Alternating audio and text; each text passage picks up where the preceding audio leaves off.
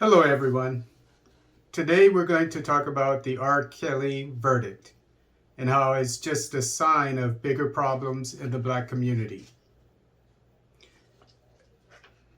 In 2000, when I was stationed in Germany, a German friend of mine said that she went to Chicago with her boyfriend. And when she went there, I assume her boyfriend was from Chicago. But when she went to Chicago with him, she said that they visited a hotel and R. Kelly was there. It seemed to be a situation where a lot of people were coming and going, the groupies or whatever. Not necessarily bad, but just people, uh, just interested in R. Kelly, who was at the height of his popularity at the time.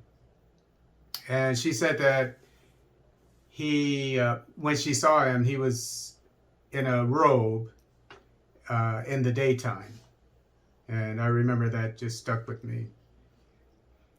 My upbringing in the 1970s in South Central Los Angeles, when I was a kid, I'm talking 12 years old, maybe a little older, but starting at about 11, 12 years old in the 70s, I would just, on the weekends, just walk and walk and walk and walk for hours and hours to Torrance, to, as far as I could go, Gardena. I knew all the small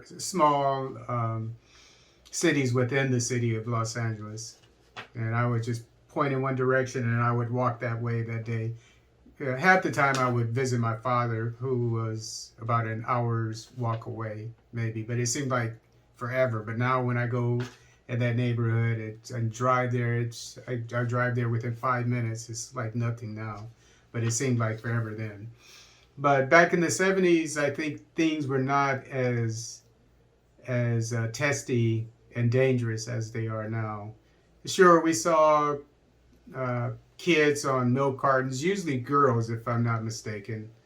And back then, we just thought that they were lost. But now,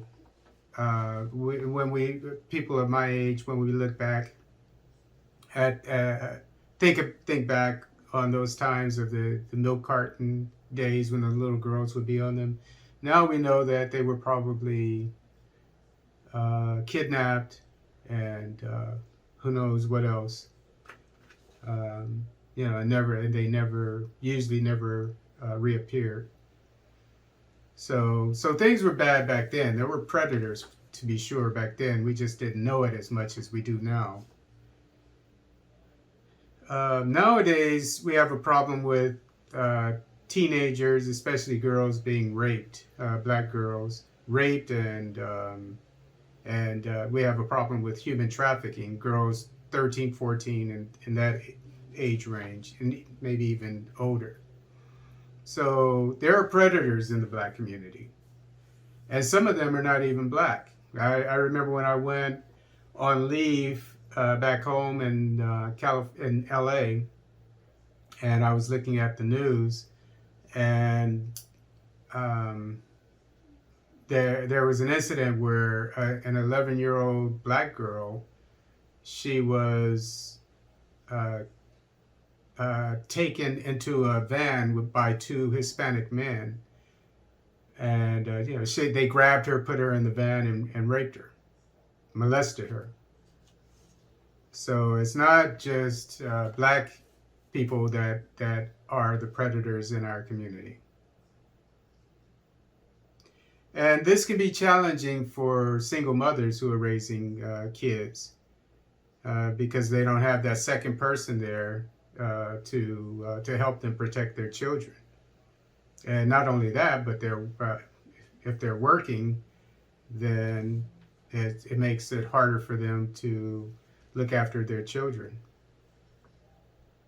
R. Kelly was able to take advantage of underage girls probably because their parents weren't keeping tabs on them. I think it's needless to say that obviously their parents were not fully aware of their whereabouts at all times. Unfortunately, it's common for black boys and girls to be involved in ill-advised, and illegal even behavior after school because they lack education, discipline, and focus. And this is one of the themes of my talk. The need for our children in the black community to be educated, well educated, to have discipline, and to be focused.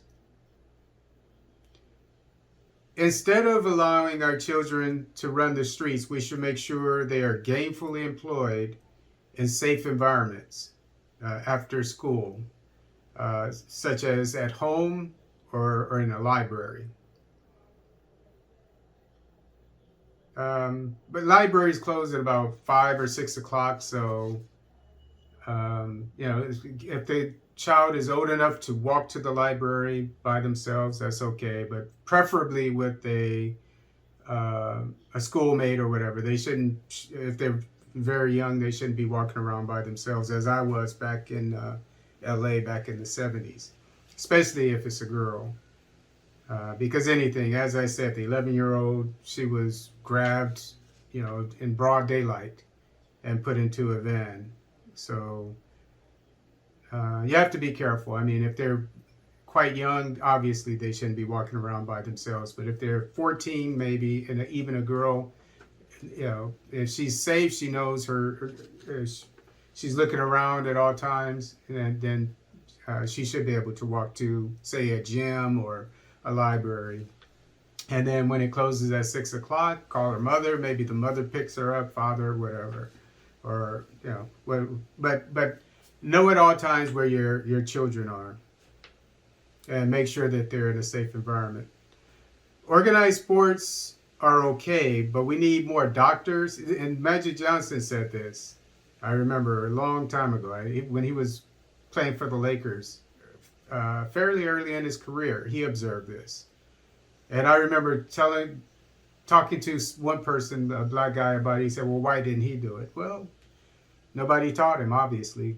But he, as he got a little older, he recognized that what he was doing was not what most of our children should be aspiring to become. Organized sports okay, but we need more doctors, lawyers, engineers, and educators than professional athletes. If parents can afford it, they should acquire math, computer, English, world language, science, music, biology, etc., tutoring for their children. When I was stationed in South Korea,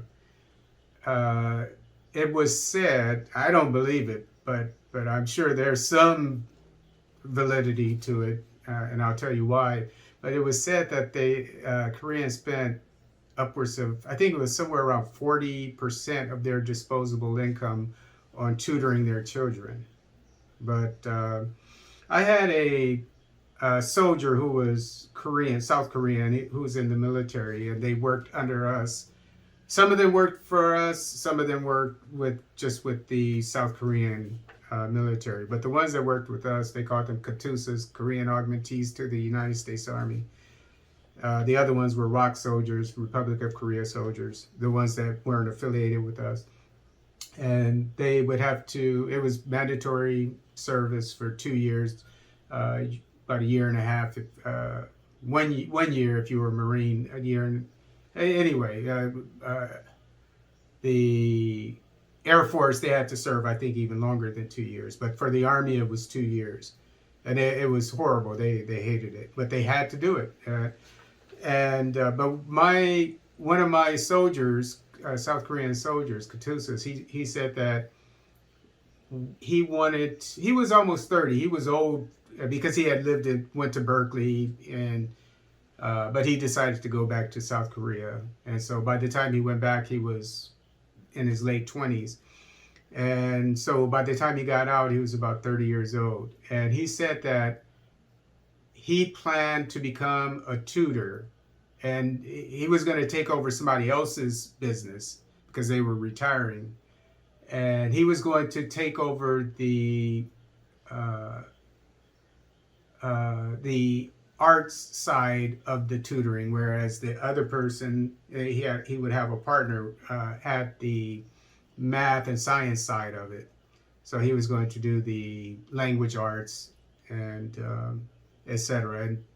and history, things of that nature. And he said that his plan was to retire, become a millionaire and retire by the age of 40. So obviously it's a lucrative field to be in. And I remember seeing Korean kids all the time in the evening. When I would go to Seoul, they would be in these tutoring salons being tutored. It was very, very common. And that's why Samsung, Hyundai, and so forth are so such strong products now, because they put such an emphasis on education.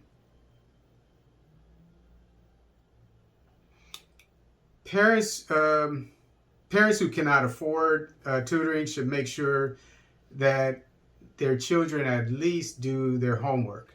And I taught in the public school system here in Sacramento, California for a couple years.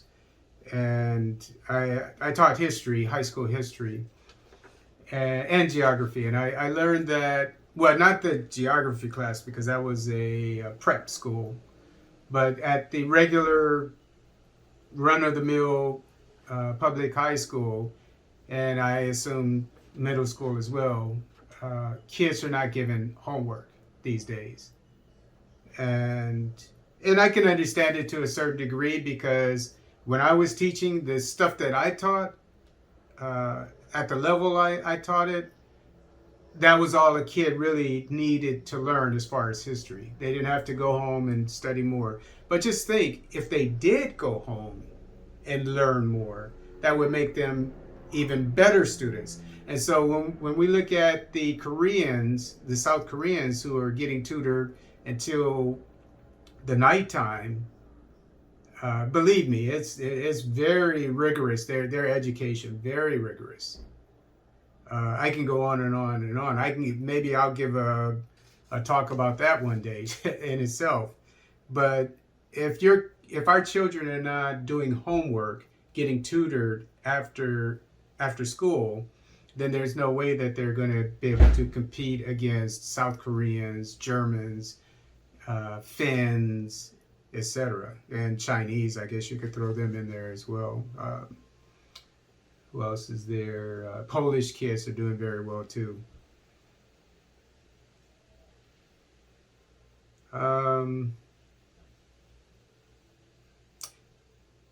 And children who do not normally receive homework and whose parents can't afford tutoring can watch educational YouTube videos after school by going to the library or whatever, or even in the home, depending on how things are set up for their children. And I checked out some videos on YouTube yesterday just in preparation for this talk. And I speak Spanish and German fluently. And I looked at a video on Spanish and for kids, on nouns, verbs. They were very easy to follow. Have your kids, if you don't have an actual tutor, even if you do have a tutor, these are free. They can go on, make flashcards, etc. I highly recommend flashcards, and then just study 10. Just go over 10 Spanish words, and then go make flashcards for them. Study that for a half hour or so, and do that every day. And then those who are scientifically inclined, who perhaps want to become doctors and so forth, human anatomy and physiology for children. I saw videos on that, easy to follow. The parents could give them the videos to look at and say, we're going to talk about this video at dinner time. World geography. By the time they graduate from high school, they shouldn't be like most Americans and not know what Bosnia-Herzegovina is, where it is. When I was in the Army, we went there. We went to Suriname, South America. No, nobody knew where that was until we got deployed there. So, and nowadays, just in case you didn't know, geography is really coming back. In the United States, it was in the at the beginning of the Republic, around the early to mid 1800s, when the settlers, the colonizers basically, but they were settlers, American settlers, they were pushing west. Geography was a big deal. They needed to know where they were going, etc. Needed to know about the land, the weather, things of that nature. And likewise, with globalization, geography is making a big comeback. So there are a lot of subjects. I mean, and not only that, but you want them to be well-rounded. If they're studying Spanish or whatever, they should also be studying geography. If they're studying geography, they should also be studying biology, etc. Just even if they don't plan on becoming a doctor. Also, assigning a book for your child to read, an age-appropriate book, is very important too. And you could talk to your child about it, especially if you're well-read. You can see what your child has learned about it, and you can troubleshoot them, and then you can give them your take on the book, and so that they can learn even more from it, from what they read. If a parent is not academically inclined, they can consult their child's teacher or another academically inclined Black person to get tips on what their child should be reading and viewing after school. Our children shouldn't be looking at TikTok and Instagram in their spare time, during all their spare time, which I assume is happening because TikTok, I think, is more popular with young people. Maybe I'm wrong, but from what I've seen on the news, it's very popular. Obviously, Instagram is very popular. So I don't know much about these two platforms, but I'm sure that there's nothing wrong with them per se. Nothing wrong with your child looking at them half hour, maybe even an hour a day. I don't know. But if they're looking at them for an hour a day, they should be looking at videos, educational videos, for 2 or 3 hours a day. But by the same token, they shouldn't be in front of a computer monitor for too long. I think 20 minutes at a time is what's recommended by doctors, because they're finding that children that are looking at that are sitting in front of a computer monitor, I guess, gaming and things of that nature, TikTok, whatever, all day. It has to do with their brains, but the wear and tear, something about the wear and tear on their brains is similar to that of an elderly person. So you have to be careful about that too. If parents can afford, so they have to take breaks, basically. If parents can afford it, they should enroll their children in martial arts classes as soon as they are able to participate in them. I've seen kids 4 or 5 years old going to karate class on the weekends. But by the same token, if it's a girl or even a boy and they're young, at a certain age, they should have a responsible adult there to make sure that nothing inappropriate is occurring between them and the martial art instructor. I assume that you've heard about the Nasser. I think his name is Nasser. I'm not sure if it's Nasser, but a guy I think he's from Michigan, and he was involved with the Olympics, with the gymnastics, and over 100 girls said that he had inappropriate behavior with them. And he's in prison for the rest of his life right now. So the same thing could happen with, I mean, say your daughter wants to become a gymnast. There's nothing wrong with that. But the same thing could happen if they're learning a martial art. As children get older, they should spend a modest amount of time in the gym. When I say modest, I would say maybe an hour. Nothing wrong with spending an hour working out in the gym or in the park, working out or running or even walking, whatever the case may be. Obviously supervised, but because anything can happen in the park. So, again, within reason, make sure that there is an adult around. As they get older, obviously there can be more leeway. But again, they shouldn't be like me when I was a kid. I would spend hours every day working on my jump shot, and consequently, I was known for having a really, really good shot. But that's a story for another day. But they don't want to be an urchin like me when I was a kid.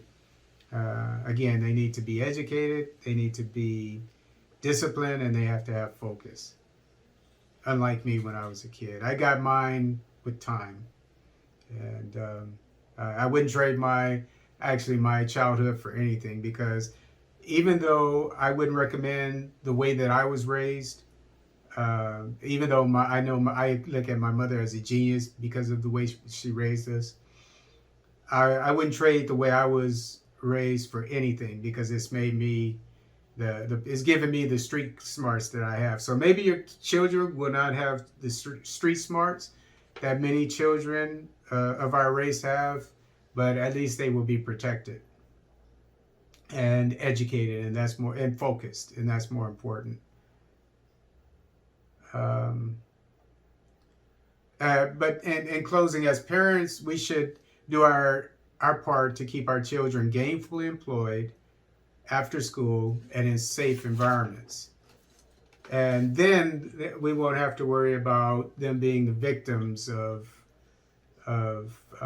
inappropriate behavior, child molestation, statutory rape by a person like R. Kelly. This is because we know the whereabouts of our children at all times, and they're gainfully employed mentally and physically, so that harmful environments and behavior like the victims of, or survivors, if you will, of R. Kelly, what they had to go through. Our children should not have that problem.